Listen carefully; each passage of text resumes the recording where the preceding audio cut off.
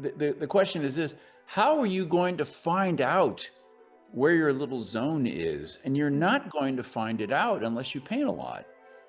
You're not going to. You're going to be guessing, and so the only way to really work your way into that is just to work all the time. Welcome to the BoldBrush Show, where we believe that fortune favors bold brush. My name is Laura Bayer, and I'm your host. For those of you who are new to the podcast, we are a podcast that covers art marketing techniques and all sorts of business tips specifically to help artists learn to better sell their work. We interview artists at all stages of their careers, as well as others who are in careers tied to the art world in order to hear their advice and insights. We're starting off season 12 with John Morra, a professional oil painter who specializes in still life. John shares how he initially undervalued still life painting until he discovered masters like Chardin, sparking his deep appreciation for the genre. He recounts his personal transformation at the Prado Museum in Madrid, realizing art's magical potential and reshaping his ambitions from science to painting. Through stories of art school and mentorship, John emphasizes the importance of learning foundational skills, painting as much as you can, and embracing both failure and experimentation. He also offers practical strategies to overcome creative blocks, such as inventing new genres, emulating past masters, and working in supportive peer groups. John balances this with advice on navigating the art market, encouraging artists to find fulfillment in their work while also considering commercial realities. He concludes by urging artists to consistently finish their paintings, seek affordable living arrangements, and remain open to both knowledge and experience in their lifelong artistic development. Welcome, John, to the BoldBrush Show. How are you today? As well as I can be, happy as can be. Great. That's great to hear. And I'm so excited to have you because your work is so fascinating. You are like one of the only people I've seen who is so deeply dedicated to still life. Oh, thanks. Yeah, of course. And I mean it also in like the very deep tradition of still life. Not just, oh yeah, this is something that I like. It's more like, no, you're totally into the compositional aspects that are handed down through history, like Chardin and all of these essentially amazing still life painters from history that I think are very underappreciated. So excited to have you. Oh, thank you so much for saying that. Still life is really a strange activity because for instance, when I was an undergraduate and when I was in graduate school, I never painted still life. I was under the impression that still life was simply there so that you could learn how to paint.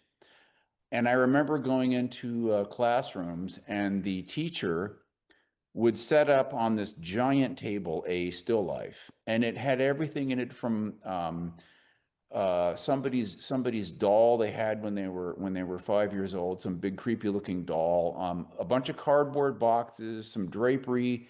Oh, and then there was always bananas for some reason. I guess they wanted something yellow. And then there was some horrible rusty something or other. And then usually the ugliest flower vases imaginable, like with all kinds of ugly twists and turns, like kitsch colors and everything else. And then he just said, okay, today we're going to paint a still life. And everybody says, oh, all right, here we go. And so, with that kind of activity, no wonder nobody would want to paint a still life ever again after seeing that kind of thing. So I had no idea still life could be so rewarding and so fascinating until I got out of graduate school. And the word came down to me that I really needed to work on color and design and drawing and everything else. And I thought, well, I can't afford models. What am I going to do? I'm poor. What am I going to do? Well, I guess I better paint still life. And I started poking around in books, and I saw, first of all, this intimidating and really, really daunting example of Dutch still life, where you would have these ridiculously botanical specimen-like renderings of flowers, and then you would have, these crazy blown glass goblets, that were paired with real nautilus shells, and you would look at this and say, okay, this is absolutely insane. What am I going to do with this? I can't do that. And then I discovered Chardin. And I thought I knew about him because, you go through art history and you learn, yeah, here's this painting, and yeah, okay. But when I was actually actively looking for examples of something that I could manage, I found these simple, elegant little compositions. And so off I went, just trying to make up setups and arrangements of things like he did. And much to my surprise, I was an instant convert. I suddenly thought, wow, this is really amazing. I had no idea this could be so satisfying. So that's kind of how the still life bug. That's how I got it. That's how I was infected. It was right after graduate school. Prior to that, I didn't do it because I thought it was sort of like, oh yeah, you do that for beginners, and as I said, rightly so, the stuff the teachers wanted you to do was just pure exercise and had nothing to do with anything you wanted. It was just, all right, here you go. You're my captive, audience of painters today, and you have to do this. And no wonder nobody would want to do it ever again. So that's what happened. Amazing. Yeah. I mean, I don't blame you. I also had the same experience in traditional, but at least in high school and in my art classes, there was always a giant table with, I guess it was one of those situations where you don't know the least ugly side of the still life table, right? Because it's all equally awful. It's almost like they just throw it all together to see if something happens instead of, actually, teaching it in a more, I guess, traditional sense. Or a And controlled sense. Do you remember the other feature I forgot to mention about the terrifying art school still life setup was usually all the overhead lights were on too, all the fluorescent lights. Okay, and you look at this and you think, what do what do I do here? And I didn't, by the way, back in the day when I first saw that kind of thing, I thought, well, okay, this is what a still life is. And of course there's shadows, cast shadows going this way and that way, and you look at it and everything's flat and weird looking, or there's highlights all over everything for no reason because all the lights were on. Mhm. And it's because nobody had bothered to look at how somebody might set up a still life in the past. No one had bothered. Yeah. And so you find that out real fast when you start looking at somebody like Chardin, where clearly there's one light source and there's, controlled, probably like he probably had some sort of niche that he was painting into. And so when you finally do get all that set up, then suddenly you realize, wow, I've got this little theater that I can orchestrate and manage. And everything I put in it looks pretty cool. So that then it suddenly gets exciting.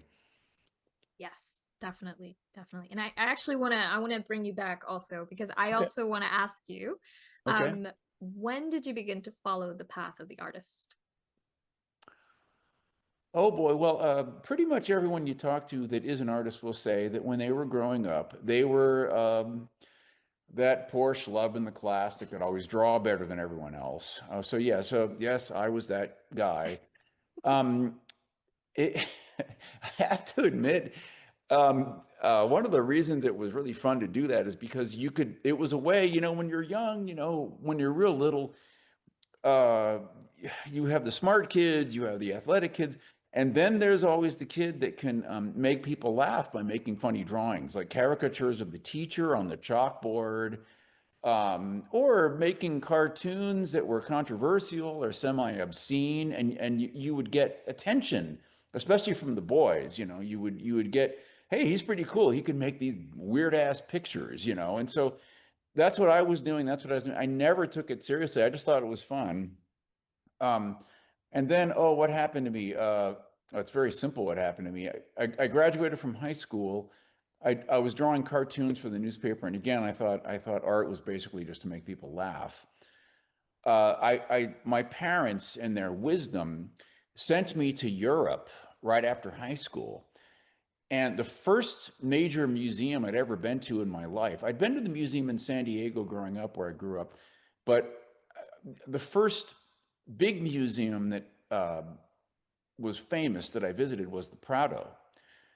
And I went in, and everything seemed to me like I was looking at heaven or something. I couldn't believe how beautiful and how strange everything was. I remember funny little memories. There was a painting. There was some sort of equestrian portrait by Rubens, and the horse had this big mane that looked like it was like a wavy perm or something, and it was just the most outrageous. Everything seemed so crazy, and it was so different from anything I'd ever seen.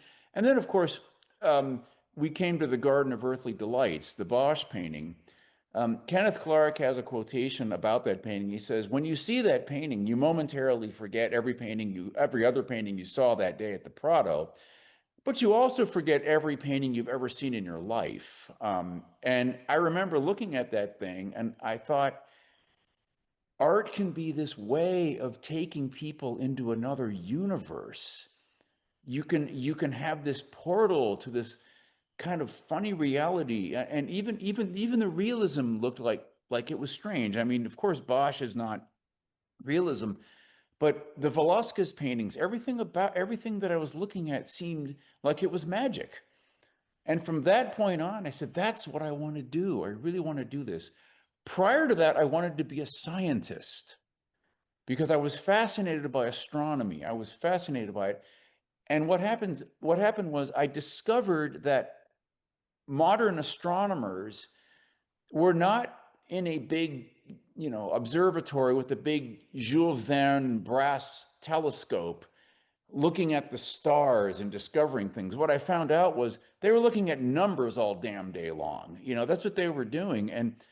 And I realized, you know what? Maybe I don't really want to be a scientist. What I want to be is a mad scientist. I want to be somebody who makes things.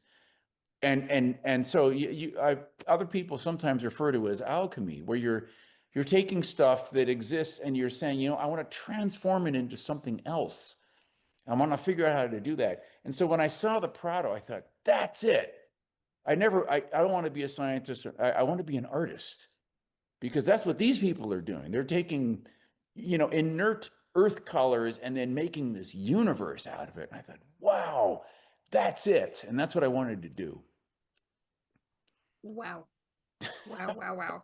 I think it's so great that the first, museum you run into is the Prado, because it has so many beautiful works. Of course, the Garden of Earthly Delights is one of those where you see it and you just want to go back and see it again and again and again, because it's the gift that keeps on giving. And I love that you mentioned that one as, one of those paintings that I guess kind of opened you up, because it's a fantastic painting. And also the fact that it is in itself like a portal, like you said, that art really is like a portal, a magical portal that we forget as artists, and we take it for granted that we are creating this incredible piece of illusion on a flat surface. Mm-hmm. Right? We're pulling people into this very physical story that transcends words, because I have this I love the idea that words are a poor reflection or a poor attempt at understanding things. It's the best we got. But the top best, I would say, is images. Mm-hmm. And I totally agree with you in that, you have this magic that happens where you take these pigments that are mixed with oil and turned into this thing in front of us that, transcends reality. Do you know what's funny? Do you know what's funny about all that? Mm-hmm. I've been at this for a while, and even to this day, I still have that feeling. Mm-hmm. Even to this day, especially when I see something, and I'm constantly finding new paintings. I spent quite a lot of time in Europe, and I love going to some funny little minor museum in some small town that isn't as famous as the big towns in France, for instance. And you go in and you see something, and it's of course by an artist you've never heard of, and there it is, and you're still just blown out by it. You think, how this just keeps going. I just keep finding all these. It's like you're discovering a whole planet out there that you didn't know was there, and you just when you find new paintings, new artists, it's just amazing. Sure. Absolutely, yeah. It certainly does fit the idea that I've heard also of every person is a universe in itself, right? Mm-hmm. Yeah. And Sure. I think that's the other really lovely thing about being an artist and just being a human, is that oftentimes we worry about the idea of being unique and trying to find ourselves, when in reality there's no real trying. You already are, right? Mm-hmm. Which actually brings me to ask you a little bit more about you know why still life, and Oh, and how also did you end up deciding still life, because you mentioned to me, of course, that you didn't actually start with still life. You kind of went in that direction after self-discovery. right. Well, the two things happened. First of all, I went to the New York Academy in New York City, Oh wait, no, back up a little bit. My first degree was in English literature, my first bachelor's. And when that was all over, I thought, well, no, wait, where was I? I wanted to be an artist. Oh yeah, and so I went back and got a second bachelor's in fine art at the University of California, Santa Barbara. And I did not make any paintings at the time. I only made etchings. That's all I made.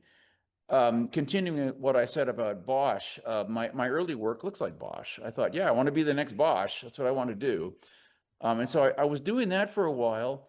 Then I thought, okay, I got to go to the New York Academy because those crazy maniacs in New York City have the top secret information about anatomy and all these things. And at the time, I found these books by Robert Beverly Hale, and I thought, oh boy, if I can just learn all the origins and insertions of muscles, then the whole world will open up to me and I'll be able to make any image I've ever dreamed of doing, you know. And so I went and I took the New York Academy course and I was so excited. And then something very strange happened when the 2 years were over. I discovered that I couldn't paint. I didn't know how to do it. I could draw an anatomical diagram and I could do some other things and I could do some perspective stuff. I could kind of paint a little bit, but not in. I couldn't paint. Let's just say that I couldn't really paint. And so I met Jacob Collins, and he said, "You know, boy, you really can't paint." And I said, "Yeah, I know." And he said, "Well, you know what you should do? You should do landscape painting, and you should do still life." And I said, "Oh, okay." And I thought, here I am again, and you know, I'm about to turn 30 years old, and I still don't know what the hell I'm doing. I guess I better get this remedial stuff out to learn how to paint. And so I did. I got out still life and landscape. I went up on the roof of my apartment in Brooklyn and I painted my first landscape of the neighborhood. It took me about, I don't know, several weeks just to do it because I had no idea what I was doing. But suddenly I saw colors I'd never seen before painting outside. And then I went in and I started to paint still life and I started to learn how to set up a picture. And I hadn't done it. I hadn't done it. And suddenly composition became a really important thing for me. And that's when I was saying earlier, I discovered Chardin and other people that were very important. And also discovered a modern American painter named Walter Murch, who showed me that it was possible to take things that weren't traditional still life objects like carburetors and make them into something. And so I thought, wow, still life, you can do anything. And then I also started to formulate some funny little ideas about still life because I remember um, I showed a painting that I had made of a basket of apples to my grandmother, and she looked at it and she said, "Is it supposed to mean something, or is it just supposed to be something lovely to look at?" And I said, "Well, it's supposed to be something lovely to look at." And suddenly a light went on about still life in general. I suddenly understood that still life, as far as the genres of traditional painting go, was in many ways the most abstract and purest form of painting possible. And the reason for that was this. How many times had I shown people a landscape, and the first thing I would ask me would be, where is that? Or, oh, that looks like Venice. I've been there before. Or I would show people a painting of a person and they would say, who is that? Or, why are they wearing a uniform? Or, why is this person deprived of their clothes? Did they just get out of the bath? You know, they would start asking literary questions about the picture, but no one would ever look at a painting a basket of apples and say, oh, you put apples in the basket. You know, no one would ever say that. And I thought, in a certain sense, still life has this kind of purity to it where it's obvious that you're not supposed to ask those literary questions. You approach it the way you do music. You look at it and you say, even a person that doesn't understand art looks at it and says, colors, shapes, and lines. And so in that sense, of course, I mean, if you've got allegorical elements, if the still life is about the fall of the Roman Empire, because you have things in it that are supposed to say that, then fine. But in general, and that's what's so amazing to me about Chardin, is you look at it and you think, it isn't really about anything. It's about color and light. It's about these things. It's about stillness. It's about things you can't even describe. And so in that sense, I was really drawn to it. And then I also started noticing that the Cubists, for instance, later on, one of the reasons I think they were drawn to the still life, especially the earlier analytical cubism, was because nobody would look at it and say, okay, what are these figures doing? What's going on? This landscape, why, where is this? None of those literary questions. Instead, it was obviously just about the shapes. It was purely formal. And that's something I loved about still life was it didn't have to be about anything. It could just be about the colors, or it could just be about the light. So those are two reasons I can give you why to this day I'm still loving it. The other reason is what I was sort of referencing earlier. You can make up a world in still life. You can make up a universe. Still life is like theater, and you're the director. And that's also why it's infuriating because you're so much in the driver's seat. You have to orchestrate the thing. So imagine you're a movie director or a theater director, and you sit down and you have to start thinking, okay, behind these, the scene that I'm having here, I need the right kind of backdrop, the right backdrop painting for my movie or for my theater production. Well, you have to provide that. You can't just say, okay, yeah, I don't care what's back there. Suddenly, that's very important too. It's very important what you put in the background. Even if it's a simple flat color or if it's a wall receiving light, everything matters.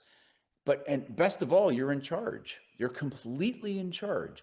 You want to move it over, the objects over this way or that way, you do it. You want to add more objects, you can. Sometimes you can start a picture without any preliminary drawing. You start making stuff and you say, okay, I need something over here. So rather than freaking out and saying, yeah, but it's not up there, you go into the life class and you're painting the model, and the model's arm is down like this.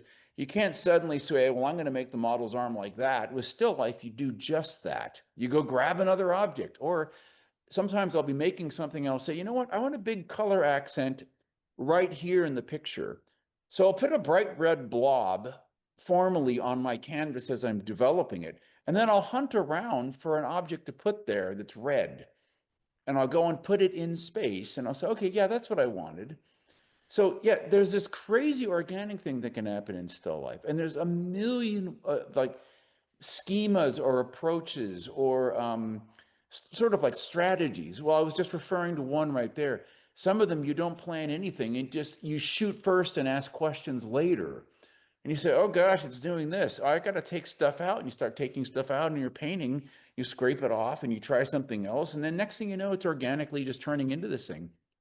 Then there's the other approach where you set it up perfectly and you for instance, one of the things I like about the site size approach when you're doing still life is what you see is really what you're going to get. You're supposed to orchestrate it, and that means all the little spaces between the things you got to keep fudging them and checking them because you're going to be recording all those funny little shapes between the object exactly as they appear. And that drives some people crazy because they want it to be freer and more open. But when you do it that way, you gain other stuff that's really great too, that's completely other, that you won't get if you think more openly. And so all of this just from some dumb objects on the table. All that, I mean, it's like the whole damn history of art can be thrown into your tabletop right there.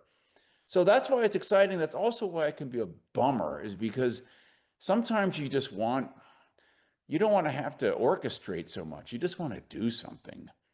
Okay. And you just, so for instance, you go outside to paint and you think, okay, I don't want to make a Bierstadt today. I just want to paint what's in front of my nose. And that's a relief. And you just do it.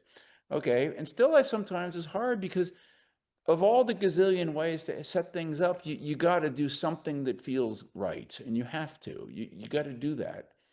And that's where it can be hard. But it's also worth liberating and fun. there. So does that answer your why still life? And I mean, I could say more, but maybe we'll get to it. I don't know.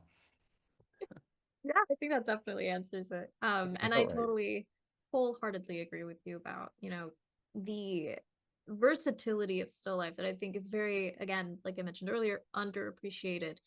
Hmm. I think a lot of people just imagine, like you said, like a fruit bowl with like grapes and some apples and a banana, and then that's it. But I remember when I was, in academic school, my favorite thing to paint was still life and to compose them and to play around with new objects. I mean, the way Wait, you that they got taught it. what teacher let you do this? Oh, well, it was at Angel Academy, except Oh, okay. All right. Well, they yeah. already know it. They know what a real still Yeah, life is. Okay. exactly. Yes. And then it was even more specific because the instructor, amazing instructor, was very great. He was the type of guy that if you mix some paint and it had a little bit of a different pigment in there, he knew. He could see it. I don't know what sort of magical power he had in there, where he had this eagle eye that he'd be like, "You didn't clean the ultramarine blue completely from your paintbrush, so you're gonna have to fix this thing over here." But he was Boy. very strict. He was very strict with the composition style of the still life, because he, of course, to guide you into more narrative still life, Hmm. you had to use objects that were cohesive. So if you had a Oh, very wait, you mean rustic. thematically cohesive? Yes. Okay, So good, I good. oftentimes had a bunch of really cool looking objects, and I'd be so excited just for, my instructor to come up and be like, no. You'd say, "What's this here for?" So yeah, he's like, this doesn't make sense over here. And at first was kind of hard, because for me it was, I was chasing textures as well, because that was one of the other things that was part of the curriculum. It was, okay, that you need three objects that are different textures and different sizes and different values. Um, Okay. so a large, darker object, a mid-size, mid-tone object, and a light tone, smaller object. You Hmm. can't, and glass doesn't count as an object. And Wait, what, because glass is just the background? Is that what that exactly. idea? Exactly. So if you wanted to include glass, you could, That's but it funny. doesn't count. It would just be an extra thing in there. So it created a very fascinating challenge, and I enjoyed it very much. So hearing you discuss it, it really makes me want to take, because I still have, of course, my still life objects from that time. It makes me want to just pull them Hmm. out and do whatever the heck I want. Because in the end, you gain these skills of learning to compose and color and this and that, and then you can do whatever you want. I mean, Hmm. the school is there to teach you the basics, and then you can break the rules. And this actually brings me to your Mertz series, because I think Oh, no, it's not so that. but it's so cool, because I looked at them and I immediately thought, these look like cities. These are so architectural. And it just makes me wonder a little bit about the process for those, because of course, like you said, there are three, I guess, main ways to approach, which is the, like you said, like you just go for it, or the semi organizational one, where it's like, well, let's play around with this, or the totally fixed one. Do you find that with your Mirth series, you had to choose only one of those processes, or was it very Oh all over the gosh, place? no. Really, really not, really not. Before we get to Mertz, I just want to say Yeah. one thing about what you were saying about thematic still life. It's a very good idea to get out if you're stuck, and I tell people this all the time. If you're stuck, what the heck do I paint? Don't paint, um, a Smith and Wesson 45, a banana, and a clove of garlic. Okay, unless you're trying to be an absurdist. Okay, so one simple solution to the thematic problem is to always have a cookbook handy, and just grab a recipe. Just grab a recipe. Okay, let's say you want to make a really good pasta sauce. So you've got what? You've got obviously tomatoes, you've got peppers, you've got onions, you've got garlic, you've got the pot that you're going to use, you've got the knife for cutting it. And so all of that kind of thing is super, super useful as if you're ever stuck and wondering, what am I going to paint today? Just get out the cookbook. I mean, and there you've got the whole thing, and then go to the grocery store, and then you've got it. You've got your setup, okay? And that's doing things thematically is great. Here's where you have a little bit of a curveball there, is because sometimes in many paintings, clearly somebody like there's a Chardin painting, for instance, of a coffee pot, and in the foreground he has what looks like some leeks or sprouted onions, and I look at it and I think, well, what is that doing with the coffee pot? And it's clearly a formal device that he's doing. So yes, you can violate that. I mean, great painters have, but yeah, if you're stuck, yeah, do the thematic thing. Why not? Okay, Mertz, what the hell happened to me? Mertz goes like this. This is very, very important in your development as an artist to paint everything. Okay, something I noticed right away about Jacob Collins that really impressed me is I went to his studio and he had this habit of painting everything. And I mean everything. I mean, he showed me this painting and he said, there was a full moon last night, so I painted the moon. Okay, here's a view of the interior of the studio. Here's some drapery that was thrown over in the corner. All right. And then there was a ridiculous painting about this big of his circular saw that he just bought that he was using to chop up wood either to make a model stand. I don't know what it was for. And he said, well, obviously I have to paint the circular saw. And so he painted the circular saw. And on it went. And I had a friend who said, that guy makes too many paintings, like, what's he doing? But what I gleaned from that was you generate painting ideas by making painting after painting after painting, especially if you're so what you do is you get a whole bunch of cheap ass panels, and you get them all ready to go with gesso, and you just paint anything. I mean, you do a self-portrait in an hour, then you paint your room, then you paint the front of your building, then you paint a still life, and you just fire away. Then you paint a landscape, and you do just one right after another. So what happened to me was somebody had given me a box of these radio tubes. Do you remember radio tubes that went inside old radios? And I was just playing around with them, and I thought, hey, I guess I'll make a painting of these. And so I threw them on the table and I painted them. Oh, look at those highlights. Oh, that's pretty cool. The glass surfaces and the copper little thingy dingies. And then I thought, you know what? What if I used a super, super low eye level so I couldn't see any tabletop, and I just stood the radio tubes up and I looked at it and I was, kind of looking through this view and I was thinking, that's kind of cool. It reminds me of a skyline. So I painted that, and then later on I looked at it and I said, what would happen if I just painted it as I saw it, and then I thought, what would happen if I made that background kind of gradated from top to bottom like a sky?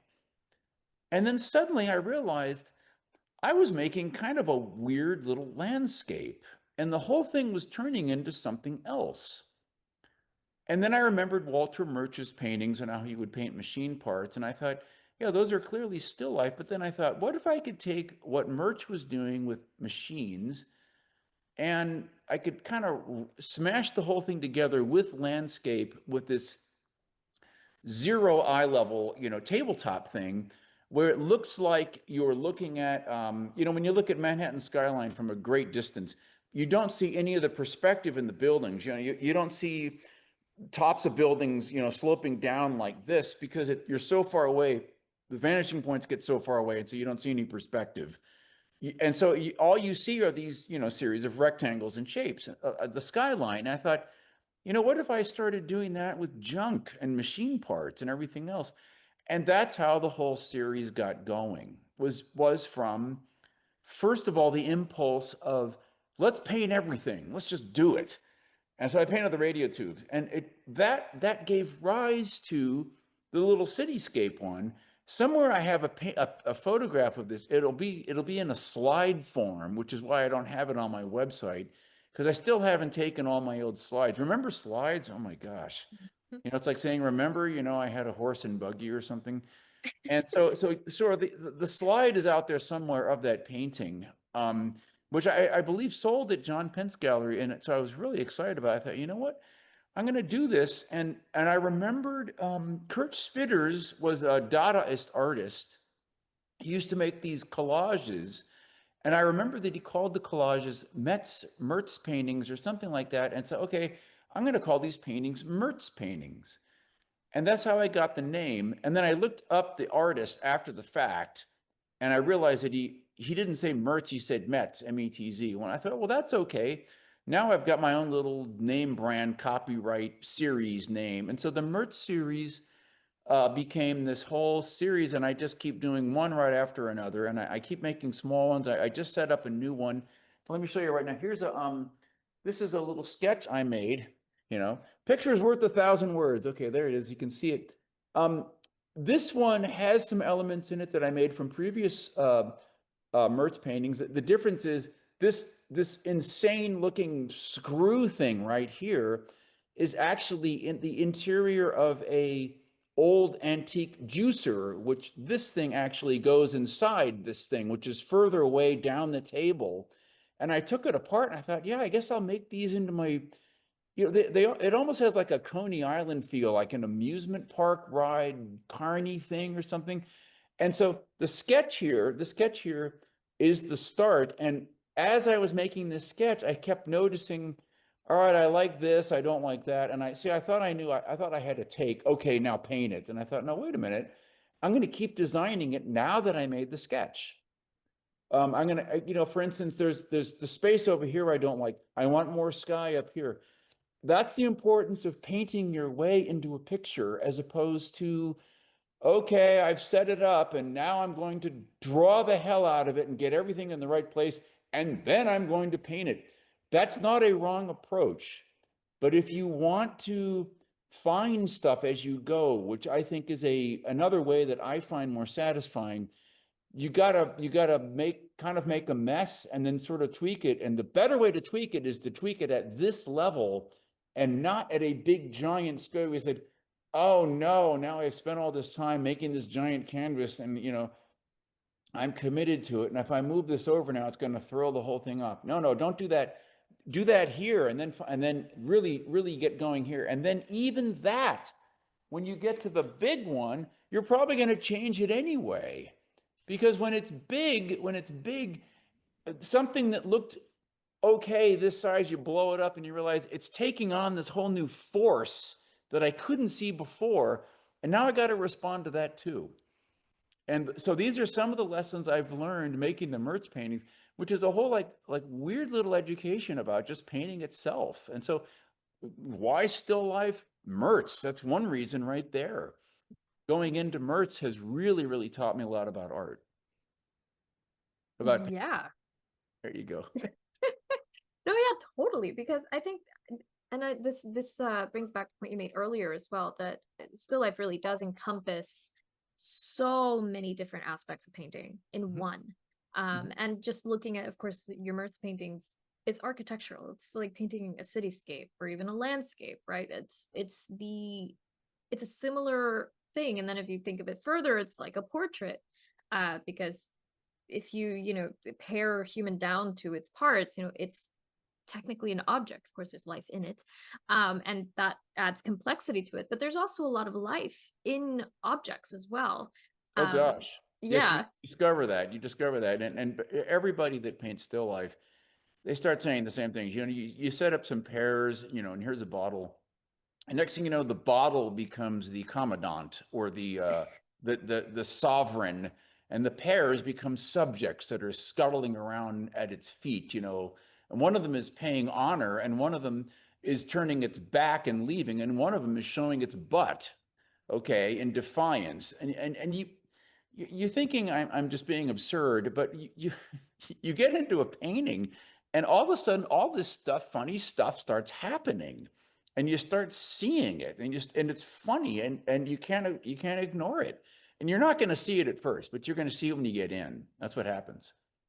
Yeah, and it's so funny because I did jot this down when you were talking about also the process of making still life, right? Whether it's perfecting the composition before you start or working on it as you go or just going for it. I think what's funny about the process, it's very much a microcosm of a macrocosm sometimes, where you have, of course, the process of making the painting, but then of course it becomes a dialogue with the painting, and then within the painting there's a dialogue happening with each object, like you just said, and it becomes, I don't know if it's some sort of hallucination that happens to every artist, where the longer they're in front of this painting, the more they start talking to themselves and the painting. Does that Yeah. make sense? Yeah, that can also mean when you've been on a project for a long time, a real long time. What's a long time? Uh, some people think working on a painting for a week is a long time. I, I think working on a painting for 6 months is you're approaching long time. And by the way, you can get tunnel vision and really screw yourself up. All right. There's a famous story of Titian starting paintings and then turning them against the wall. So he didn't see them for a while. And then when he flipped them back around again, it said, "Oh my God, now I see what's wrong with it." Okay. That's a very good idea, which is why if you can help it, having something going on the side is really a good idea just to break up your tunnel vision. Easier said than done because when you're really excited about something, you get out of bed in the morning, you want to go jump in and solve these problems. Taking a break from it can be really good because then you'll it's the same way. That's the same way you check your design in a mirror. You see it with fresh eyes. Beware of the mirror though, because anything looks weird in the mirror at first. And so, yeah, I mean, if you're looking in the mirror to see if the figure's forearm is way too long or way too short, or the nose is too long, yeah, you'll see it. But watch out using that on your composition because that can really introduce all kinds of serious doubts. Yeah, be careful with that. It can really show some things, but don't overdo it, or else you can just say you'll never get anywhere. You'll never make a painting. You look in the mirror and you say, "Oh no, it's all wrong. Oh, it's a disaster," and then you just give up. That's why I sometimes call it the mirror of shame. Because it shows you your mistakes, but it also makes you feel like I'm an imposter. I'm a terrible designer. It can do that too. So watch out with those damn mirrors. Be careful. Yeah, just staring too long. Uh, it's one of those if you look into the void looks back type of situation. If you're, too long in front of your painting or too long with the mirror, because that also happened to me very much when I was in academic school and I, would it just when you're working for too many hours on too little sleep and not enough food as a student because money's tight, it starts getting to you. So it is good to have that space away from your work. Like Oh, you very said, much it's so. so important. Yeah. And then that brings up something else that I believe we Okay. chatted about a bit last time about boredom. Because I Well, think it's yeah, yeah. interesting that at some point, and I feel like this is very common. Another rite of passage for many artists is you're working on a painting that you love, and then you might hit a block where you're just suddenly bored, either bored by that specific painting or just bored by painting in general. How have you found have you found a way to get over that, or have you found a remedy for that in your experience? Well, before I sound overly spontaneous, I might let you know that I have in fact compiled a list of strategies for anti-boredom fixer-uppers. So my Brilliant. first one would be this: invent a genre of your own. Okay, I did that with the Mertz paintings. Okay, invent your own genre. And that could mean something like, here, I'll provide you one that I was thinking about doing a whole genre of still life with infinitely deep spaces behind them of rooms. In other words, an interior. Do you know, for instance, the Dutch tradition of church interiors? Yeah. Okay. What if you painted interiors with one object in the foreground, with the interiors in the background having something to do with the object as well? Okay. So you're painting Madison Square Garden in the foreground, you have a boxing glove or whatever, okay? Where you could do a thematic thing where you relate objects, and instead of having a still life background that is normally the shallow space, what if you did really, really deep space? I was just thinking about that the other day. Why do we always have this funny distance of things not very far? Why do we always have it close space, in a still life, shallow space, they call it. All right, so okay, here's another thing. Here's another strategy. Rip off the past shamelessly if you're stuck. If you're stuck. I love the genre of Spanish still life. And so I said to myself one day, you know what? One of the most important still lives for me developmentally was growing up in San Diego. And I saw this archetypal super uber still life by Juan Sanchez Catan.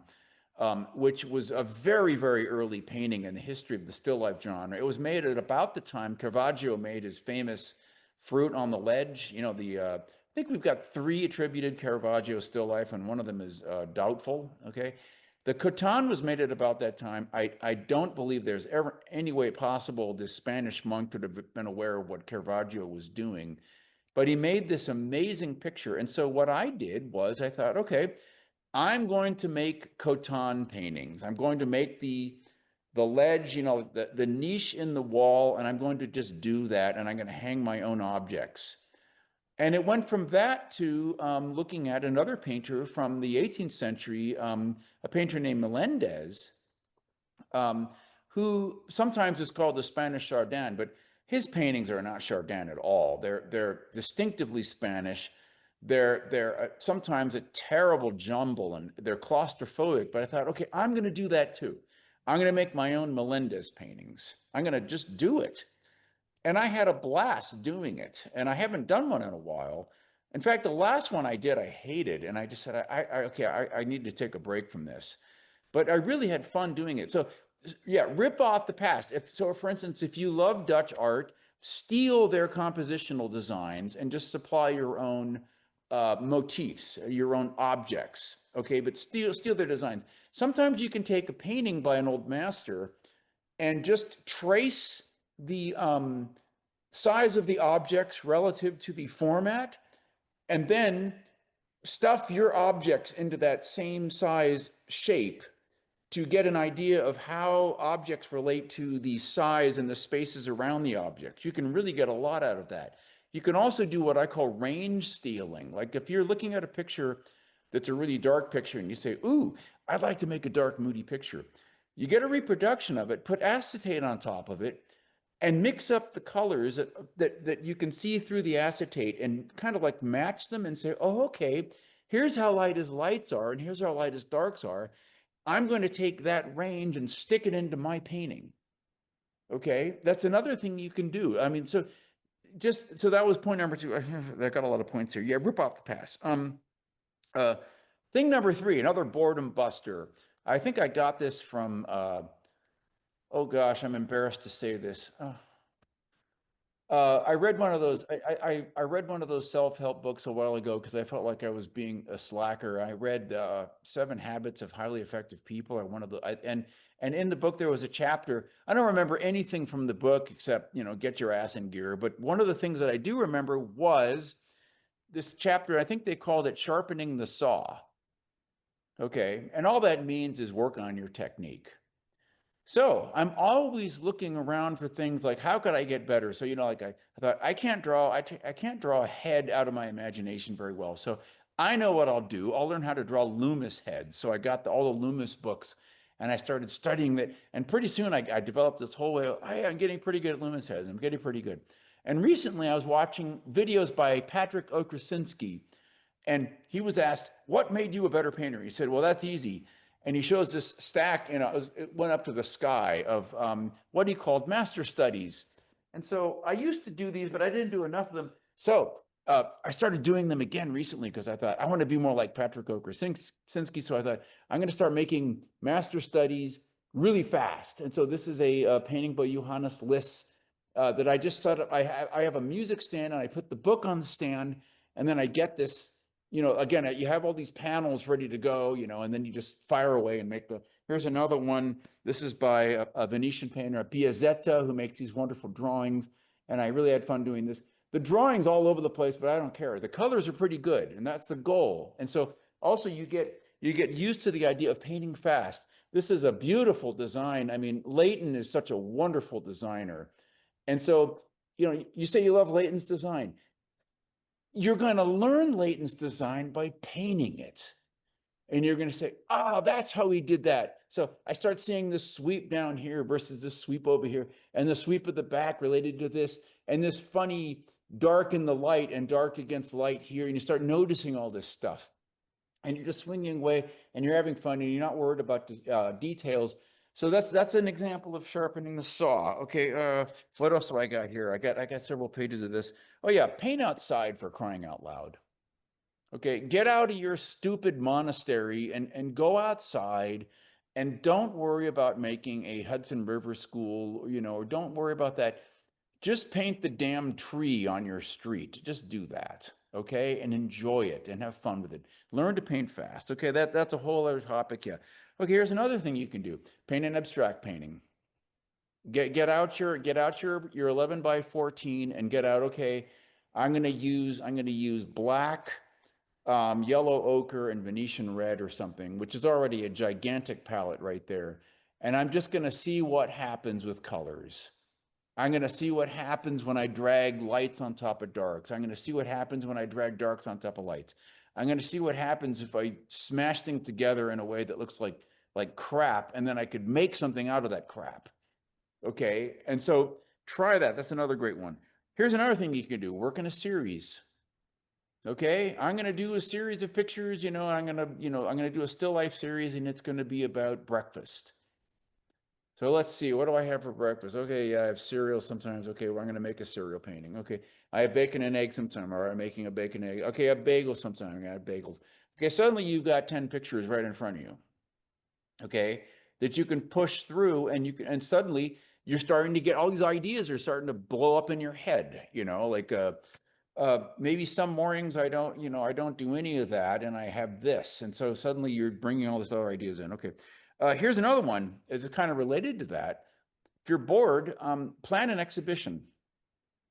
Okay, I'm going to have a show, damn it, and it's going to be in January, and it's going to be at my house, and I'm inviting all the neighbors, and I'm going to have a show, and I'm going to have 12 pictures, and they're all going to be in frames, and they're all going to be done, and they're all coming over, and they're all going to look.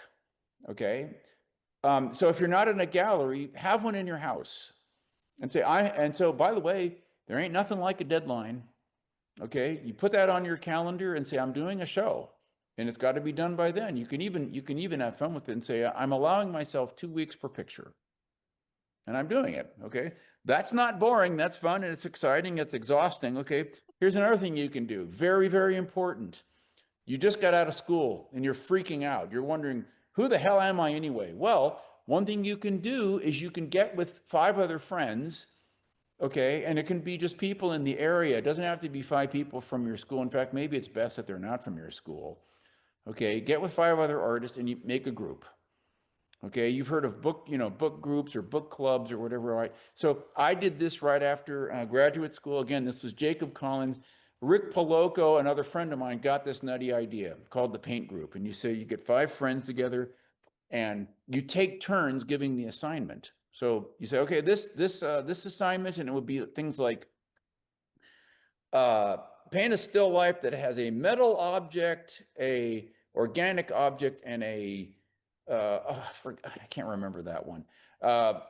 Paint a self-portrait. Okay, very general ones, and then somebody would introduce this idea. This one guy invented this assignment, and he said, paint nature tamed. And we all said, what the hell's that, nature tamed? We don't know. But he said, I'm not going to tell you, just go do it.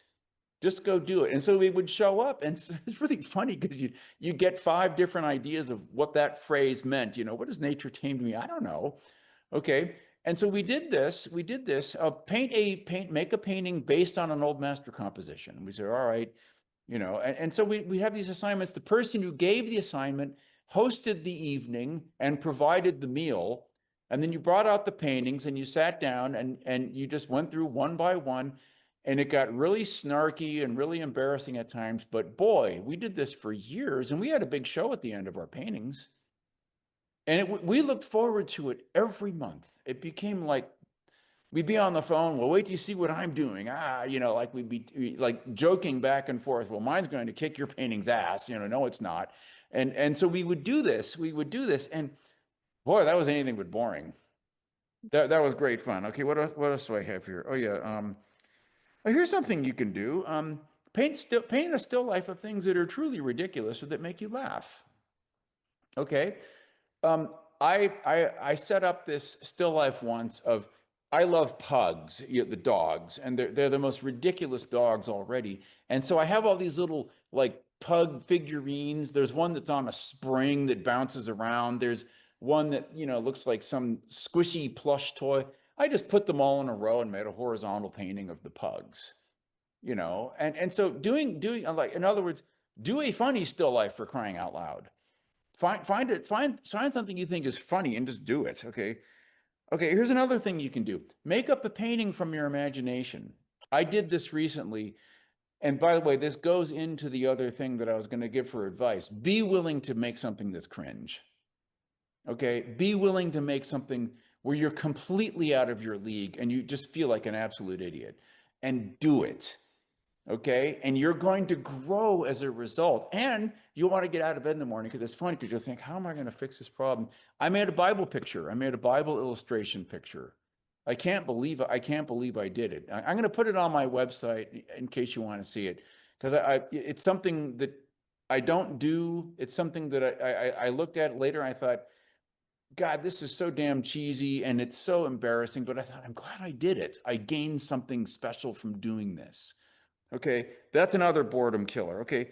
Oh, finally, if you're really the last two are kind of silly. Clean up your damn studio. Okay. Organize it. Organize your stupid stretcher bars that you've been, wanting to figure out how to catalog them. Okay. Put your stuff in order, just do that. That's always satisfying. And then finally, the last one was really, really important. Just do nothing. Okay. There's a songwriter that I really admired named Richard Thompson. And he said, it's hard to tell my wife sometime when I'm staring out the window doing nothing, bored, that I'm actually working. Okay. Like, don't bother me, I'm working. And she says, what are you doing? You're looking out, you're doing nothing. You're being idle. Sometimes you got to do that. Go for a walk, take a hike, do whatever. Okay.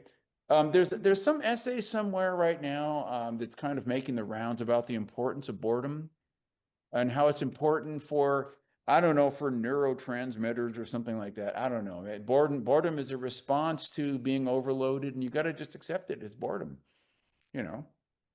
Sometimes boring, you just got to do it. Okay. I think that's the end of my list. Bravo. You can edit that if you want. Oh no, that was, we're keeping all of that. If you've been enjoying the podcast and also want to be able to ask our guests live questions, then you might want to join our monthly BoldBrush Live webinars, where our guest artists discuss marketing tips, share inspiring stories, and answer your burning questions in real time. Whether you're a seasoned painter or just starting your creative journey, this is your chance to connect, learn, and spark new ideas. And whether you're stuck on a canvas or building your creative business, this is where breakthroughs happen. Don't miss out. Ignite your passion and transform your art practice by joining us. Our next BoldBrush Live webinar is coming up on the 9th of October with our special guests, Scott Burdick and Susan Lyon. You can find the sign-up link in the show notes. At BoldBrush, we inspire artists to inspire the world, because creating art creates magic, and the world is currently in desperate need of magic. BoldBrush provides artists with free art marketing, creativity, and business ideas and information. This show is an example. We also offer written resources, articles, and a free monthly art contest open to all visual artists. We believe that fortune favors the bold brush. And if you believe that too, sign up completely free at boldbrushshow.com. That's BoldBrush show.com. The BoldBrush Show is sponsored by Faso. Now more than ever, it's crucial to have a website when you're an artist, especially if you want to be a professional in your career. Thankfully, with our special link, faso.com/podcast, you can make that come true and also get over 50% off your first year on your artist website. Yes, that's basically the price of 12 lattes in 1 year, which I think is a really great deal, considering that you get sleek and beautiful website templates that are also mobile friendly, e-commerce, print on demand in certain countries, as well as access to our marketing center that has our brand new art marketing calendar. And the art marketing calendar is something that you won't get with our competitor. The art marketing calendar gives you day-by-day, step-by-step guides on what you should be doing today, right now, in order to get your artwork out there and seen by the right eyes so that you can make more sales this year. So if you want to change your life and actually meet your sales goal this year, then start now by going to our special link, faso.com/podcast. That's faso.com/podcast. Because I think there's value in every single little activity that you recommend. Because truly, I think, you just got to try a bunch of stuff, and like there's value in it's one of the, like, even just for sharpening your mind, right? One of the things that came to mind when you mentioned master copies or trying abstract, for example, which is totally different, is I find that I also have that when I read a book that is totally different from the type of genre that I normally read. Mhm. It could be fiction, it could be nonfiction, it could be a poem, right? Like, just exposing your brain to a different thing that is Mhm. unexpected can oftentimes lead to the craziest breakthroughs Sure. in painting. Even learning a new language can completely alter the Oh, way that you see things. Um, because I mean, uh, it really I'm changes trying to your do that brain. right now. I'm trying to do that right now. It's the hardest thing I've ever done in my life. It's really I'm hard, yes. trying. Yeah, really It struggling. is, yeah. Yeah, it's good for you. It Oh my gosh, is it it ever? is. But It's take a so good break for from you. it. Don't burn yourself to a crisp. Be Oh no, careful. I mean the brain has a limit. Yeah, I mean Yeah. the best thing you can do is I think somewhere, the some researcher mentioned that your attention span peaks at like 45 minutes. Like, that's like the limit for if you're trying to learn something, and you should take breaks Hmm. after that and then go back into it in pieces, because your brain of course goes through processes where it takes in this information and it kind of has to organize it, and you need that, like you said, you need the boredom, you need the space You do. to just stare at your ceiling. That's one of my favorite things to do, is I just stare at my ceiling in quiet. You And must have some that's ceiling. it's the most boring ceiling in the world. That's why it's perfect. Um Are you imagining faces in the plaster or something? that's, yeah, I mean that's one thing that happens by accident. It's kind of like staring at a tree trunk until you start seeing faces and people Oh and, yeah, and yeah, little yeah. creatures. Can't help. Um but yeah, that just, it's so, I feel like I get all my best ideas when I have that space to Okay. just breathe. I'm sorry. I got to add to that. Yeah, of Everything course. you said is very true. There's something else I have to add. You mentioned 45 minutes. Yep. Uh, I use timers for all kinds of things. Mm. And I have no German heritage or Swiss heritage, but I love timers. I love them. And the reason I like them is because it's just a way of going forward in a subject. Like, so for instance, I'm practicing the guitar and I'm doing something that isn't my favorite thing in the world, which is playing scales. I'll set a timer and I'll say, okay, I'm going to do this for 15 minutes straight, and I'm not going to do anything else. I'm not going to stop and start playing a song, or I'm just doing this. Okay. Of course, when I'm exercising, I always use a timer. I always do that. So when I'm painting, I used to multitask a lot more when I was younger and friskier, and I can't do that anymore. I can't do it. And I used to be able to play all kinds of music. I used to sometimes listen to podcasts while I was painting. I would do all this. I can't do it anymore. So what I do now is I say I set a timer for a half hour, and I will sometimes have innocuous, less demanding music playing in the background. For instance, somebody like Haydn, but not Bartok, for instance. Okay. Some classical music that isn't as in your face. Okay. I'll play Haydn, but not Stravinsky or whatever. And for a half hour, I'm going to absolutely only focus here, and I'm not going to let my mind wander. And the half hour goes up, and then I'll get up and walk around for 5 minutes. I'll sometimes take a walk outside, come back, do another half hour, and it's really fun because you can actually keep a little I use Post-it notes where I just every hour I'll just make a mark. And then at the end of the day, it's very funny to find out how much time you actually spend at the easel in a given workday. People think, yeah, I was at the studio 10 hours. And then you look at your little Post-it note with your hour marks on it, you realize I only spent 5 hours easel time. The rest of the time, I was either eating lunch, getting up and getting something in the refrigerator, answering a phone call, whatever. So it's really fun to actually see what your hours that go in. It's fun to see. And it also means that you can build up your stamina and say, you know what, if I put in a day of 6 really good easel hours of nothing but concentration, that's a real accomplishment. If you can do that, I mean, that's a lot. And I think the most I've ever been able to do is 8 actual hours of easel time. over a long day, that ends up being a 12-hour day sometimes. So 8 actual hours, if you can do that, wow, but you have to build up to it. Yes. Yes. And it's interesting because you just reminded me of the whole 10,000 hours Oh, thing. right. Oh, yeah, yeah. It's That's so true. fascinating because if you consider it, like, yeah, okay, 10,000 hours, sure, but there's been some speculation that, I mean, it's 10,000 focused hours, right? It isn't Right, just willy-nilly throwing stuff around. right, Imagine someone saying, "I've played the piano for 10,000 hours," and they still sound like a beginner.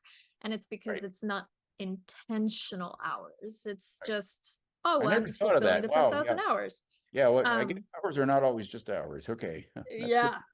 there's a bit of a benefit, like, because what you're saying really to me translates to quality over quantity, and eventually you will have quantity of quality, which is important. And I think a lot of people miss that point sometimes. I'm not saying you, of course, miss that point. I'm saying some people do because they hear the 10,000 hours thing, which became this very popular thing, and I'm like, no, stop right there. It's intentional hours, and I think that's really important. And Oh, and God. also slowing down, I think, is something else. Like, just like speeding up is important and giving yourself a time limit, slowing down sometimes helps too. Oh, sure. Well, that again, that you have to feel all of that out because I mean, Hmm. what some people think of as slowing down for me is still going way too fast. Okay. And but the question is this, how are you going to find out where your little zone is? And you're Hmm. not going to find it out unless you paint a lot. Hmm. You're not going to. You're going to be guessing. And so the only way to really work your way into that is just to work all the time. Yeah, that's all you can do. I mean, and you're going to find out what your limits are and where you start doping off and not paying attention. And that means, okay, I need to work up to that half hour of actual quality time. I need to work up to it. Maybe initially all you're going to manage is 10 minutes. And for a lot of people, I mean, some people really get antsy after 10 minutes of real focus. They get really fidgety. And I would say, you know what? Then you need to work with that, work with it, and then develop it. Totally, Sure. totally. And that also brings to mind the what we were discussing way at the beginning about knowing yourself. Oh And no, not that. oh no. Oh no. Because part of that, right? It's knowing, how do I function? What are my energy levels? Do I have enough energy today to dedicate to this very complicated part of this painting, or is this more of a day where I focus on this other part of this other painting because I'm not I'm not feeling like I could, or should I push myself because you never know. It's one of those things where sometimes I trick myself into doing a thing where I'll be like, I'll just work on it for 5 minutes. I'll put a timer for 5 minutes, and then suddenly I'm there for 4 hours. So it's a Wait, you very use interesting timers balance. too? Of course I do. Oh man, I thought I was the only one. Oh, that makes No, I me love timers. happy. Okay, great. Okay. All right. Well, boy, I'm so happy to hear it. Yeah, I really, I Hmm. really do like that. You Exactly. mentioned something about self-discovery or Yes. self-awareness, or Hmm. or some people say, "Who the hell am I?" Yep. Again, this is I guess if there's a theme today, it would be this. You paint yourself into that. Okay, I remember talking with somebody recently. It was actually a famous musician, Richard Thompson, and he was talking to me about his watercolor painting. And he said to me, I'm worried because I don't feel like I have a style yet. And I said, well, um, the most important thing you can do is not try to have a style. I think that's, I mean, you can certainly begin with looking through an art history book is a good idea. And I like this, I don't like that. I like this, I don't like that. And that's helpful. But even there, you got to be careful, okay? Because number one, your ideas about what you like are going to change anyway. And there's things that you can admire to the stars that you don't like at all. All right. I don't like Michelangelo. I don't get out the books and say, oh my gosh, I have to look at this today. I don't like him. But whether I like him or not, there's no way you can ignore him because he's sort of like Shakespeare. You just simply have to know about him, and you have to study him and everything else. And so your likes are important and your taste is important, but don't treat that like it's a monolith that can't be changed, because I would submit this: you don't really know who you are. You don't. You need to find that, and you find it by making art.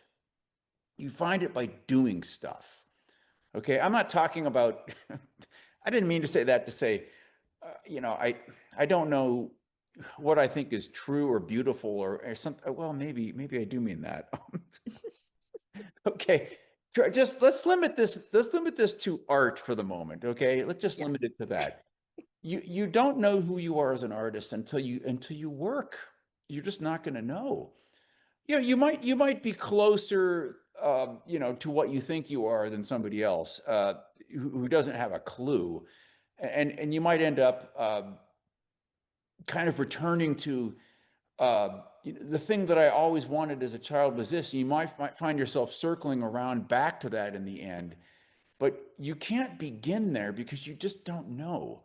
And as a result, you've got to be open. You've got to be open to finding it and not really being sure and not drawing lines in the sand all the time. So, for instance, I thought I was going to be Hieronymus Bosch. I really thought that's what I'm going to do. I'm going to be Hieronymus Bosch.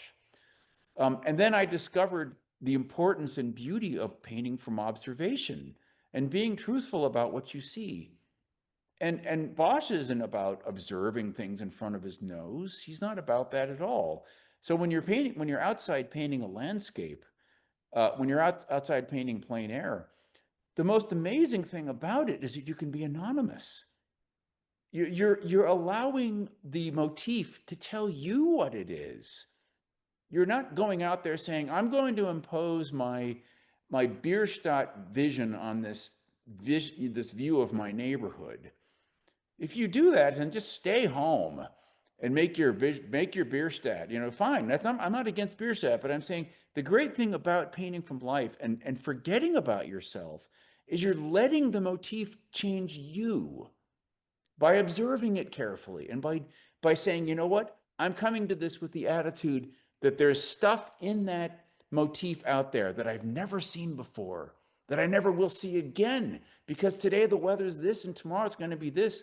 And so you go outside. So you're painting a sketch of your friend, and you say, you know what, I really like Athena's nose. I really like um you know, I really like Polyclitus, lips or something like that. And you start painting your friend and they look at the painting and they say, what's this? This doesn't look like me. And so suddenly you realize one day, oh, you know what? I should paint that person's nose and that person's lips.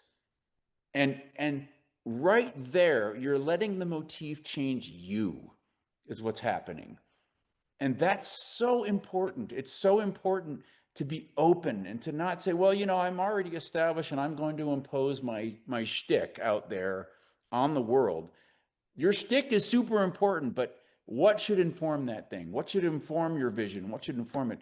I would say the best thing you can do is to learn to observe carefully. If you learn that, and so there's two lamps that I would say illuminate the artist's life: the lamp of knowledge and the lamp of experience. Okay, so knowledge would mean I'm going to study art history.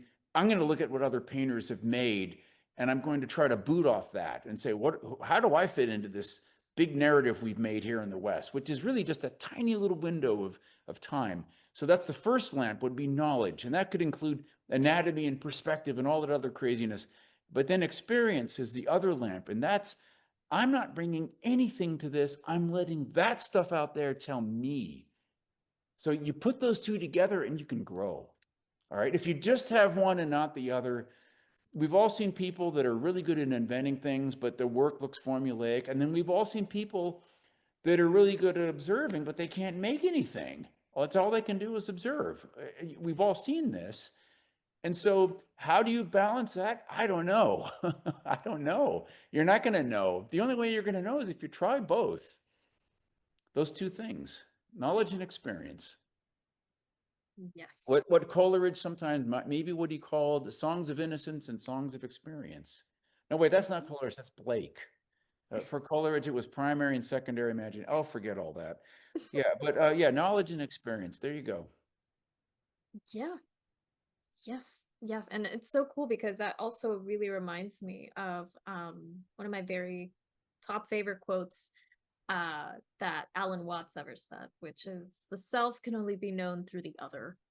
Oh, Um, which boy. I love it. And Yeah. I also love specifically because he gives the example of the tip of your finger. He says, you can't touch the tip of your finger with the same tip of your finger. That's what it's like trying to know yourself.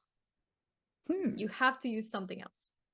And Wow. I think using art, like you said, using experience and knowledge and all of these tools, even asking a friend to critique your work or uh, trying to see your work from an objective manner, those are all those iterations of that I think is so Oh, yeah. fascinating. Yeah. Yeah. Sure, sure. So over and over and over again, you do find people that only paint what they see. And look, Mhm.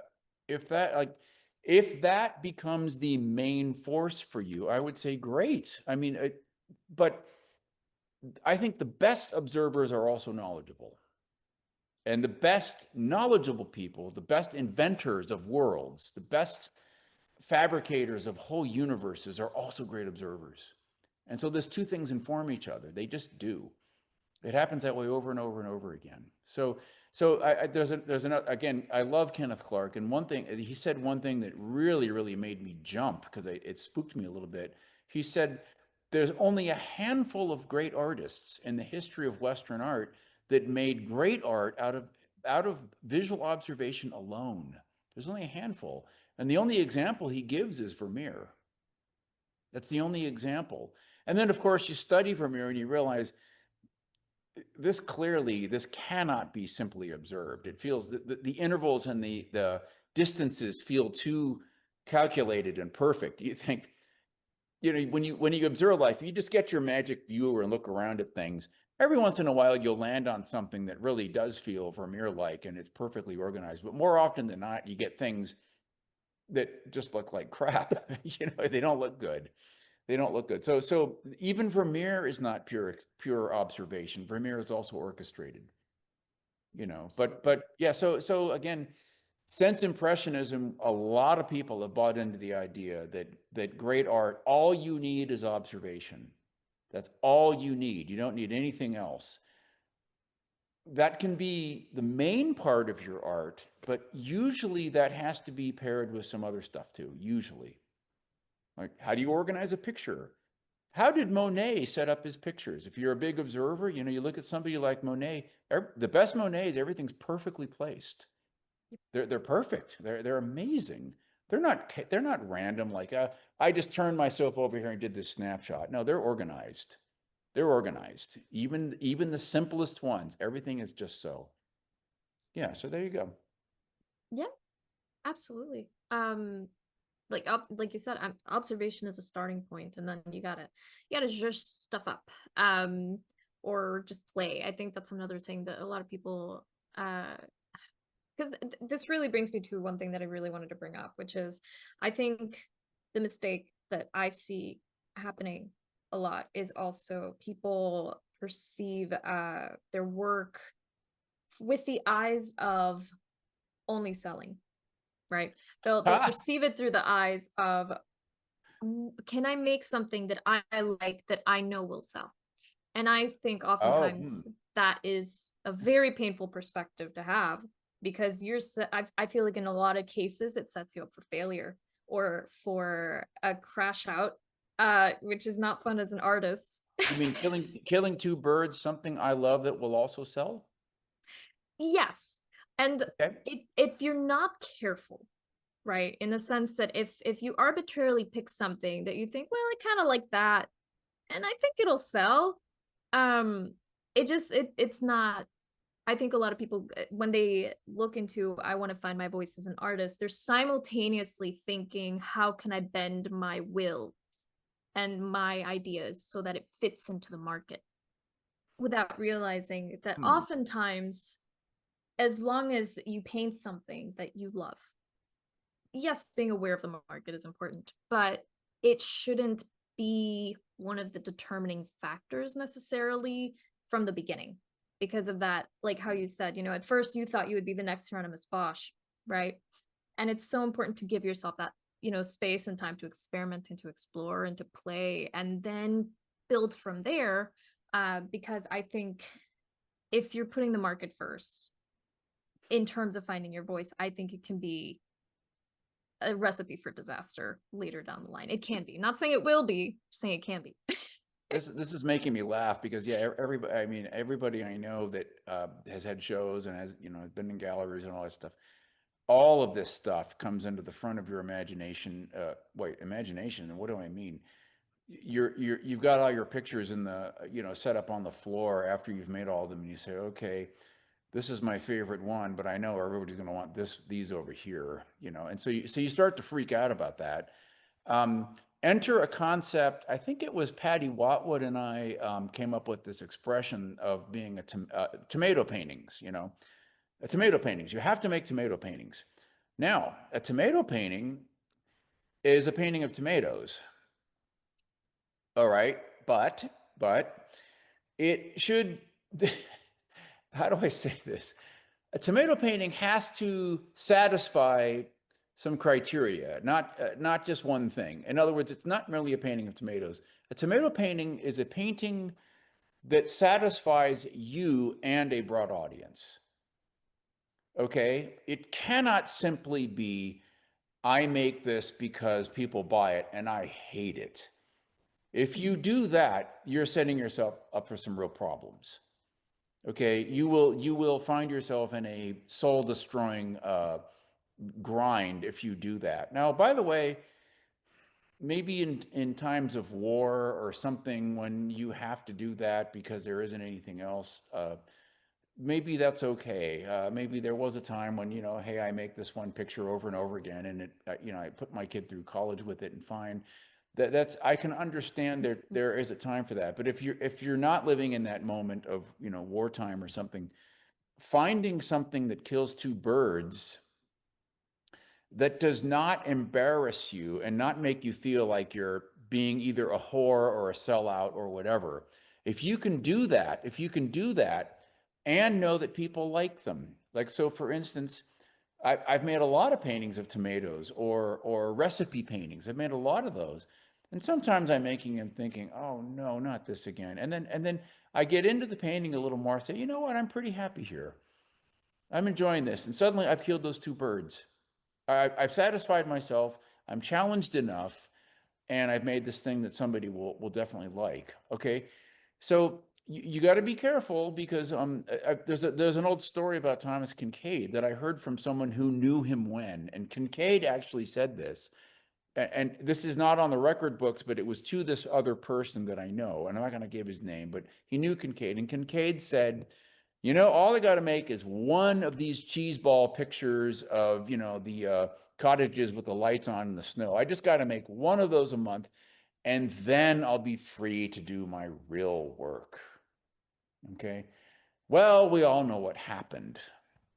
You get handed enough money, and a lot of people would not be able to resist that. And what happened was he turned, the thing that he was making that he was embarrassed of, well, he became that. So yeah, you got to watch out. You got to be careful of that. So yeah, be careful. Be careful about money, but at the same time, boy, I guess if there's some advice that I could give to artists, like something that's really important. That's all I've been doing. What am I okay? So here's one more thing about that, about commerce and about your relationship to you as an artist. There's two extremes. The first extreme is, I got to make things that sell. Okay, so I'm going to make the cottages in the snow with the light coming out. Yeah, because people like that. All right, and so you do that, and you think, oh, what am I doing? Okay, and so that's one extreme where you're doing something you think is really horrible, and you do it anyway because it's making money. Then the other extreme is this, screw all of you idiots out there. I am, this incredible character that has this private vision, and I never care if anyone ever buys it, and I don't care. You're never going to understand it anyway because I am such a rare genius, and the hell with all of you. Okay, that's the other extreme. From what I understand, when Melville wrote Moby Dick, he had the idea in mind to make something that would be popular, but he also wanted to make it his best. All right. And it was very interesting because you have to start asking a question. Would we have Moby Dick if Melville had never considered his audience? We would not. All right. And you think, and we think, oh, Moby Dick, it's this beautiful, pure art thing and everything else. And you think, no, in fact, I think we have records of this where I think he's talking with Hawthorne or somebody, something about that. By the way, if anybody does any research on this and nobody can find it, then the principle remains anyway. Okay. Uh, he wanted to make something that was also accessible. And as a result, I think it brought out the best in him. It did. And so you see the same thing in music. You see this all the time where somebody says, the hell with all of you, I'm going to make imagery in my song that's totally private. And then somebody else says, yeah, but you know, that one love song you wrote was pretty good. And a lot of people liked it. And they go, oh, that thing, oh, that stupid old song. Yeah, that's sappy and it's not really me. And you say, no, yeah, but wait a minute. But lots of people really were moved by it. And you go, well, Oh, well, all right. I'll make something that's somewhere in between. And next thing you know, you're making a tomato song. Okay. And the weird thing is thinking about others can pull something out of you that you wouldn't get otherwise. If you just had all the time to make your own weird ass thing that you wanted to make on your own with never having to worry about selling. The market, see, this is the invisible hand of the market reaching in. And this is becoming an Adam-esque, economics theory, the invisible hand. Yeah, you got to be careful with that because you cannot let the market be the main thing, but you cannot sneer at it either. There's something there for you that you need to consider.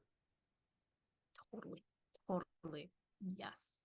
And I think also, to add to that, experience, like you said, experience and just, I think a lot of young artists or artists who are very early in their career want so desperately, and I totally get it because I've been in those shoes, and it's a rite of passage for all of us to realize when you're trying to jump into the pool too quickly.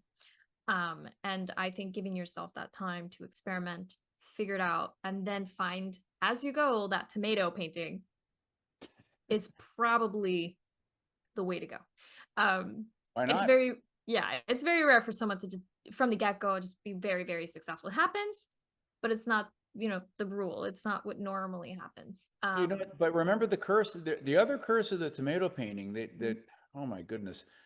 Let's say you get into a gallery and you're really flattered because they looked at you like you want to show your pictures with us, and then you get in to go, oh, and then you have a show and you sell this one picture, over and over and over again. And then you say, oh man, uh, I just saw my bank account make this jump, now I can buy the expensive peanut butter instead of the cheap one. And you go, wow, this is great. I guess I better make more of those pictures. And you do, and then you're pretty cool with it, and then down the road you say, okay, now where was I? Oh yeah, I wanted to make this as well. And suddenly the gallery can start making faces at you like, you should probably make hay while the sun shines. While the sun shines, you should probably strike while the anvil's hot. We've got a list of people that want your paintings of, fill in the blank for me. Sunsets. Yes. Damn it, your sunset paintings, everybody wants one. You go, okay, all right. And next thing you know, you have to figure out a way to manage that. But that's one of the problems with an early success. And again, the analogy in music is very clear. Somebody comes out with a hit song, and then they go to their concert, 2 years later, and they say, all right, this is a song from my new album, and everybody says, oh no.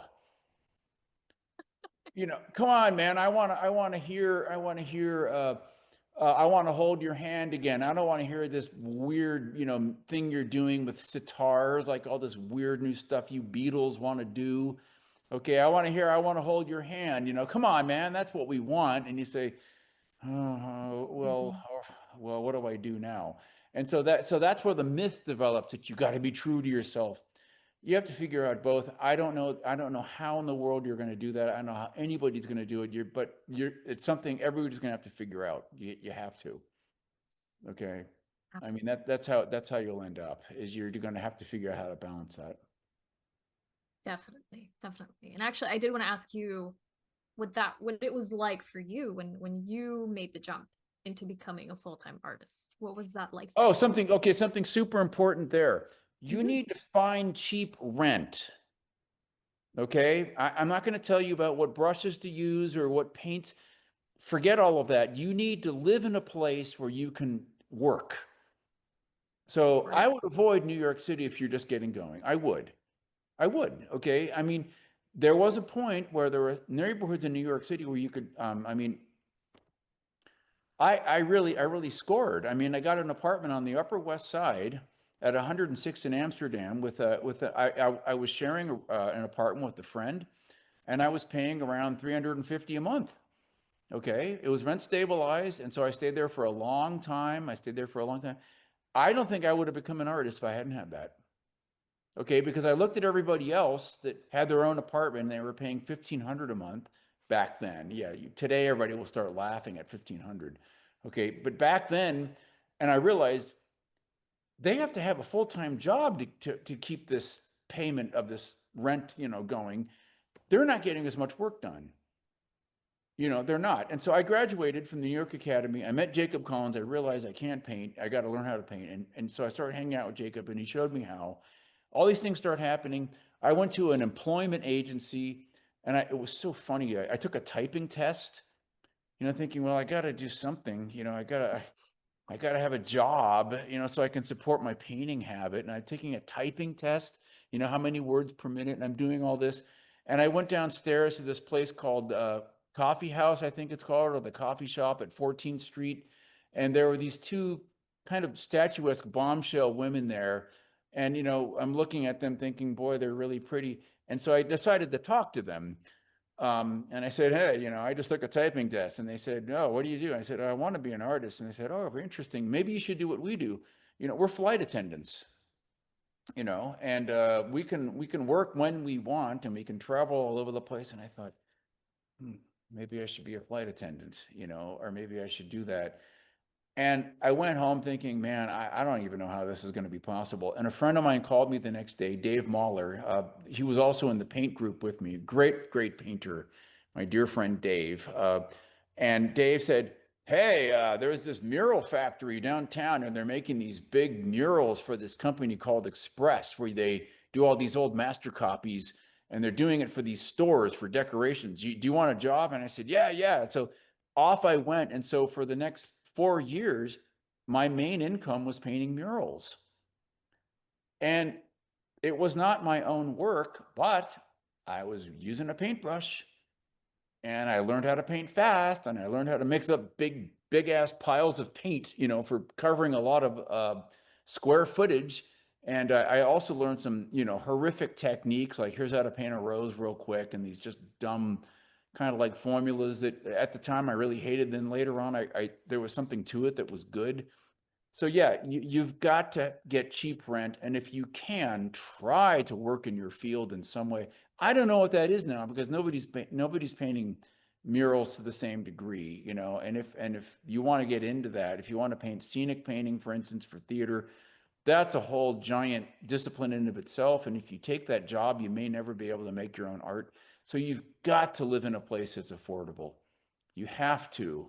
New York City became an art center of the world because, as a former teacher told me, when I was I had a loft in downtown in the early 70s, and I worked 2 days a week as a bike messenger, and I had my own loft, and I could work on my art. And that's why people came to New York, or there were these big spaces. And yeah, there was a lot of artists and everybody, but that's one of the main reasons. The big art movements of New York City would have never happened if the rents were high. There's no way. I mean, did you think you were going to get real estate advice for this? But it really is important. You have to carve that out. And that means secondary and tertiary, and what would that be? Tertiary, quadriary cities in the United States, or whatever it is. Go there and pay a little rent, and then, you know, send your work out on Fasso's website, and then maybe from there you can ship your paintings to a gallery in a big fancy city somewhere or whatever. But don't say, oh, I'm going to go to New York and be an artist, because to be a bohemian there, you got to have a full-time career and something else to pay the rent. So, you know, good luck with that. Absolutely. I think I yes. I mean, you have to live below your means. Especially today as an artist. Like, yeah, I lived in New York. It was really expensive. Would I live there still if it weren't expensive? Maybe. Just because how you said, you know, it's a hub. It's a really great place where lots of artists, lots of stuff going on, but it shouldn't come at the price of time. And in my opinion, time is the greatest currency that we have. It's limited, and if you want to paint and you want to make time for painting, you gotta make sacrifices on other sides. You know, like you Mhm. said, go to a smaller town. Maybe it's a little out of the way, but hey, if you could take a train or a cheap flight into New York City, uh, that works, right? Because thankfully, you know, we have the internet. We have, like you said, you know, Faso, where you just can put your work on there, and then there's social media where you can put your work on there, and you can sell stuff even without a gallery these days. But if someone wants a traditional gallery model, then you gotta work work around it, right? You have to bend things around your needs as best as you can in the strange times that we are in. Uh, but yeah, Yeah, and then we are in strange times. Yeah, we we are in are. strange times. Yeah. Yes, But especially economically. we've always been in strange times, but these strange times may be stranger for painters than they were in 1930, when my Irish or Italian grandparents, they had landscape paintings in their house. Mm-hmm. They were working class people. They bought paintings. Okay, not for a lot of money, but they bought paintings. Okay, now you go to very, very fancy homes, you know, young people that have, you know, hit it big in whatever business they're in, and you see a lot of screens, and you see some photographs and no books and no art. All right, and I'm not. I hate the, you know, when I was your age, I mean, I hate that, but I can't. I mean, some of it's true. Our culture is changing. It is.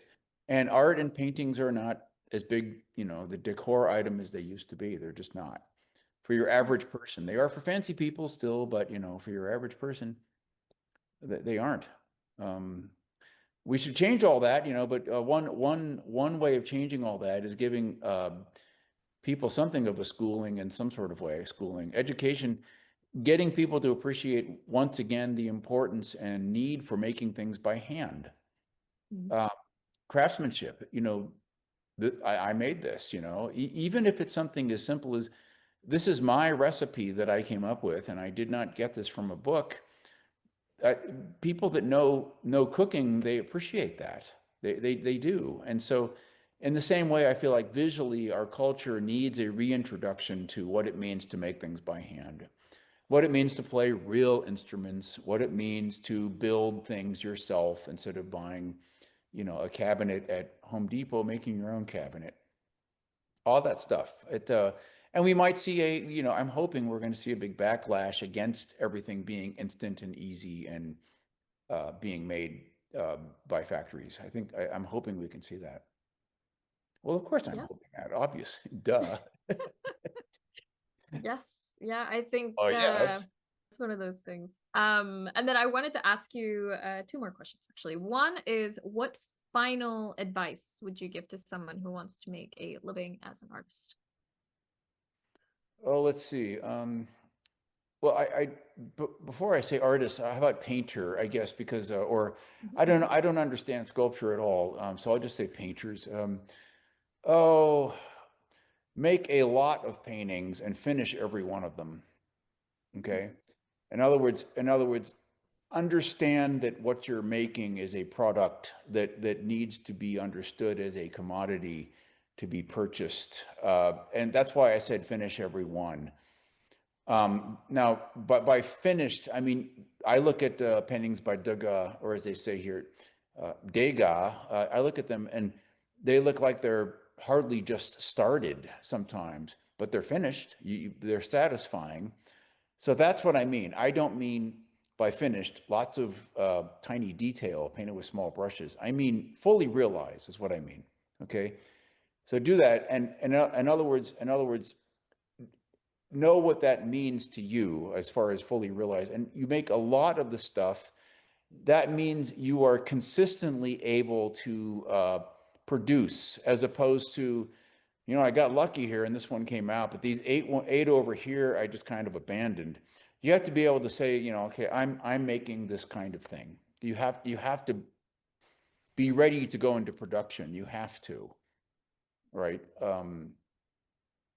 I mean, it's a painter that I really admire, Walter Murch. Basically, his output was 12 paintings a year, and they were very worked on and very, very realized. And, you know, maybe you could start off with 24 pictures a year and then pare it down with time. I think what happens with time is you end up making fewer pictures and you just make them better or something like that.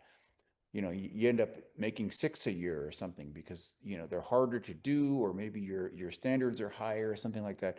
Yeah, but initially, being able to bust out a lot of pictures and sell them is a tremendous shot in the arm. When you sell stuff, it's incredibly affirming, and you feel like, not just I can make a living, but I remember a long time ago, I made a painting of a lake in San Diego. The lake is called Lake Murray, and there was a big giant metal water tower across the water that would reflect on the water. And my brother, looking at this painting, said, in a big brother sort of way, "That's so stupid. Why did you put that stupid water tower in there? Why didn't you make it a pretty natural looking scene?"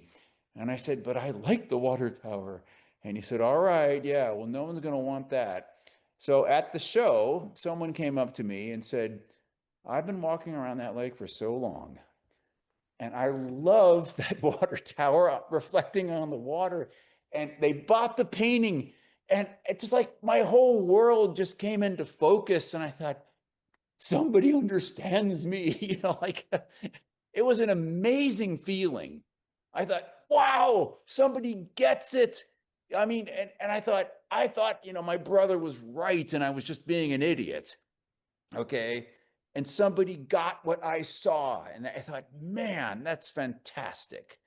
So that is what I think can really, really get you going, is when you can make a lot of stuff and somebody else gets it, and you don't have this giant price tag on it, especially initially, but somebody coughs up $1,000 and suddenly you say, wow, they could have bought a lot of groceries with that. And it's a shot in the arm. It feels great. It's really a good thing. I hate to sound so commerce minded, but I can't help that. I mean, it's part of the deal. It just is. Okay. It is. Yes, it is. Unless someone out there who's listening is already ridiculously wealthy, that's awesome. This is stuff that we need to consider, and that's why the podcast exists. And actually, speaking of commerce, Yeah, yeah. I believe you told me about an upcoming sale that you're doing. Do you mind telling us a bit about that? Oh yeah, yeah. Well, okay. The sale.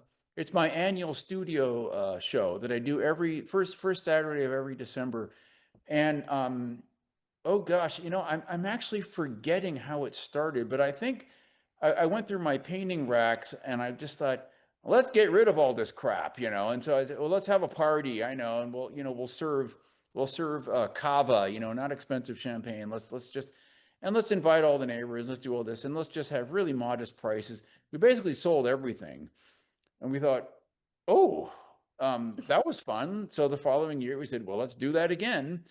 And so I think we're, I don't know, 15 years into this now, I think. So we have it every December. It's becoming kind of a big event in the area. And now everybody, writes me in advance. When is it? When is it? We want to go. We want to bring our friends. It's a wonderful thing to do every year. It's become my main show of the year. And it's been fantastic. Here's some of the dangers that come with this. Pretty soon it turns into a party and everybody just wants to show up and eat and talk. Okay. Yeah. So that can happen. I haven't been in galleries for a while because in 2014 my gallery closed. Eleanor Ettinger Gallery, and I think it was 2014 in Manhattan. It closed, and what I thought was at that point, well, now we have the internet. I guess I'll just start selling by word of mouth. I've been doing that ever since. I've been in group shows. I've been, in all kinds of things. I'm going to be in a group show this coming March at Spencertown Academy and here in upstate New York, with I think 4 other artists. I think it is, maybe it's more.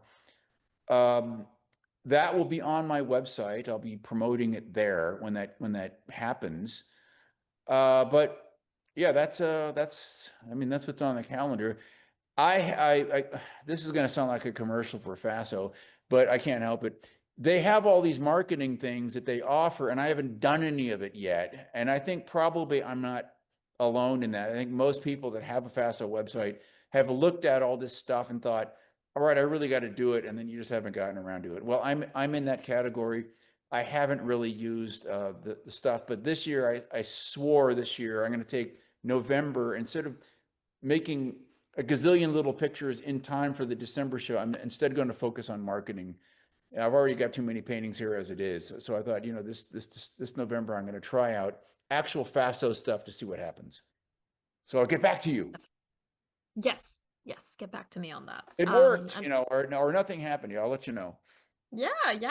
Just remember to go into the marketing section where they have all the really good marketing the marketing stuff where you get real But so good tell advice. me, Laura, is it true most artists that use Faso services report success? Actually, yeah. I mean, as long as you Okay. follow the advice that they give, yes.